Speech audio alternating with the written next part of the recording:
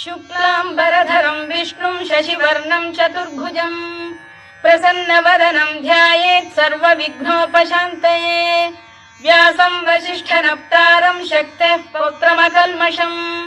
पराशरात्मजं वन्दे शुकतातं तपोनिधिं व्यासाय विष्णुरूपाय व्यासरूपाय विष्णवे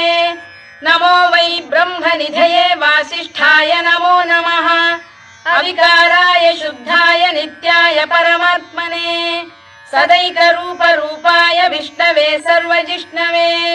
यस्य स्मरणमात्रेण जन्म संसारबन्धनात्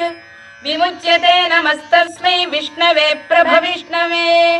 ॐ नमो विष्णवे प्रभविष्णवे। श्रीवैशम्पायन उवाच श्रुत्वा धर्मानशेषेण पावनानि च सर्वशः युधिष्ठिरः